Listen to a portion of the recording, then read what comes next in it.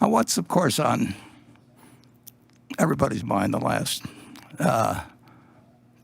2 months or so is, what's going to be the situation in terms of health in the United States, and what's going to be the situation in terms of the economy in the United States in the months and perhaps the years to come. And I don't really have anything to add to your knowledge on health. In school, I did okay in accounting, but I was a disaster in biology. And I'm learning about these various matters the same way you are. And I think, personally, I feel extraordinarily good about being able to listen to Dr. Fauci, who I never heard of a year ago.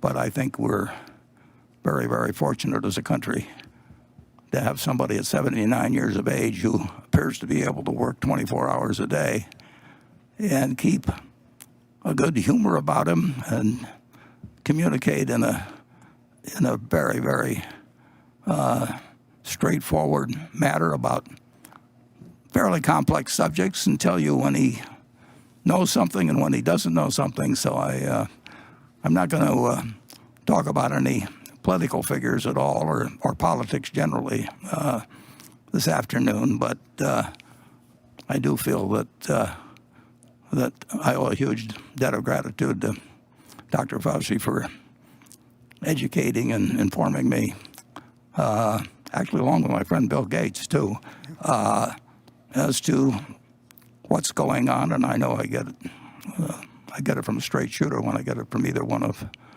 those. So thank you, Dr. Fauci.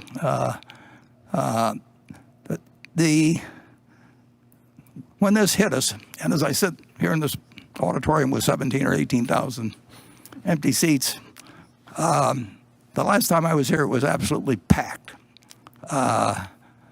Creighton was playing Villanova, and there were 17 or 18,000, whatever it holds. It was full.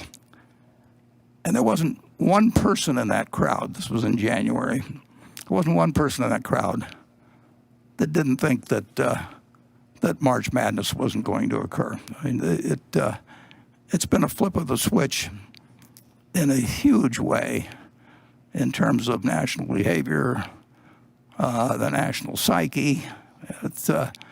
It's dramatic. And when we started on this journey, which we didn't ask for, it seemed to me there was an extraordinary wide variety of possibilities on both the health side and on the economic side. I mean, it was, there was DEFCON 5 on one side and DEFCON 1 on the other side, and nobody really knows, of course, all the possibilities that there are, and they don't know what probability factor to stick on them. But in this particular situation, it did seem to me that there was an extraordinary range of things that could happen on the health side, and an extraordinary range in terms of the economy. And of course, they intersect and affect each other, so they're bouncing off each other as you go along. And I would say again, I don't know anything you don't know about health matters, but I do think the range of possibilities has narrowed down somewhat in that respect. We know we're not getting a best case, and we know we're not getting a worst case. The possibility initially of the virus was hard to evaluate, and it's still hard to evaluate. There's a lot of things we've learned about it, and a lot of things we know we don't know, but at least we know what we don't know, and some very smart people are working on it, and we're learning as we go along. But the virus obviously has been very transmissible, but on the good side, and it's not not that good, but it is not as lethal as it might have been. We had a Spanish flu in 1918, and my dad and 4 siblings and his parents went through it, and they have a terrific story in the March 15th edition of the Omaha World Herald that you can go to omaha.com and look up. It's also on the first page, I believe, of Google if you put in Spanish flu Omaha. And during that particular time, in maybe 4 months or so, Omaha had 974, I believe, deaths. And that was 0.5% of the population.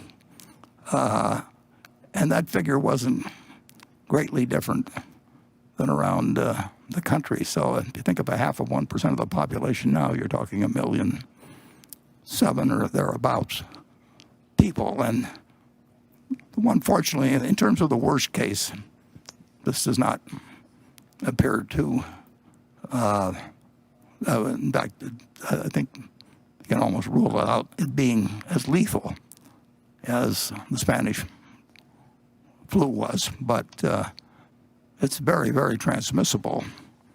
And of course, we have the problem, we don't know the denominator in terms of exactly how lethal it is, because we don't know how many people have had it and didn't know they had it. But in any event, the range of probabilities on health have narrowed down somewhat. I would say the range of probabilities or possibilities and on the economic side are still extraordinarily wide. We do not know exactly what happens when you voluntarily shut down a substantial portion of your society. In 2008 and 9, our economic train went off the tracks. And there were some reasons why the roadbed was weak in terms of the banks and all of that sort of thing. But the train went.